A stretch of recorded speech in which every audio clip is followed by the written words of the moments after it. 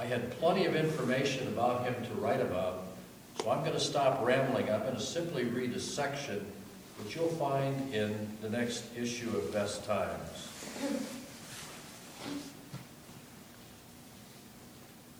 Ralph always wanted to be an aviator, and after graduating from the U.S. Naval Academy, he was accepted for flight school. A year later, he missed a physical qualification and transferred to surface warfare. He saw riverboat experience in Vietnam, continued to work on an engineering advanced degree, then retired from the Navy and worked for private industry. A second retirement from that allowed Ralph to return to his love of flying. He accumulated advanced ratings and remained active as a flight instructor in the San Diego area.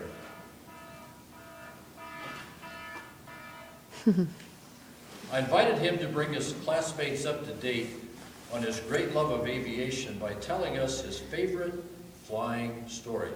I asked Tony Lazzaretti the same thing, and I came up with a masterpiece that I know you all remember. My correspondence with him yielded a promise that he'd send his complete story, but he ran out of time. I do possess some small impressions that he emailed to me. He did say that he enjoyed overseeing a group of people who fly a Piper Aztec. That's a twin-engine, piston-powered aircraft. That probably meant keeping their flying skills current, the aircraft in an airworthy condition, and enjoying the company of fellow pilots. What I didn't say is probably it means telling lies and drinking beer, like all good pilots do.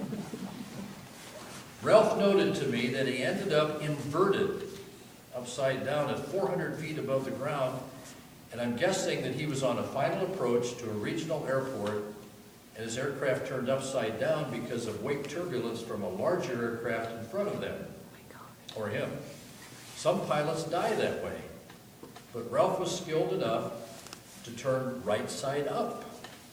I guess I have to wait until the next life to hear the rest of the story. His last email comment to me was a simple one, common to those who love airplanes. He said, "Keep the blue side up and the brown side down." The phrase refers to an instrument in an aircraft that is the attitude indicator that gives the pilot a visual reference to what attitude his aircraft is maintaining. Level, bank, climbing, or descending. The attitude indicator provides an eye on the world when it is hidden beneath the clouds. The sky is represented with a blue background and the earth with a brown color. I got what he meant. A real question of attitude. So I sent him back an acknowledgement, and life went on.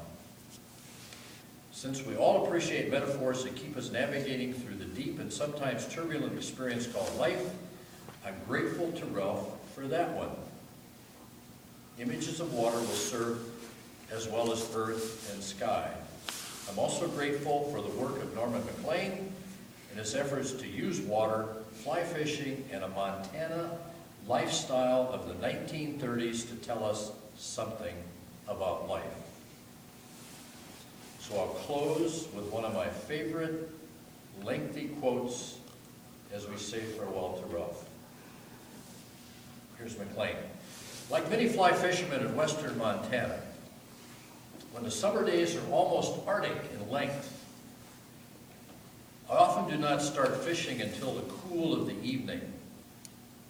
Then, in the Arctic half-light of the canyon, all existence fades to a being with my soul, and memories and the sounds of the Big Blackfoot River, and a 4-count rhythm and the hope that a fish will rise.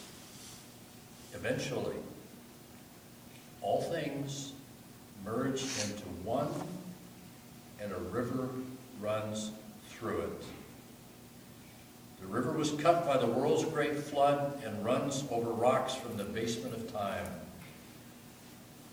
On some of these rocks are timeless raindrops. Under the rocks are the words, and some of the words are theirs. I'm haunted by waters.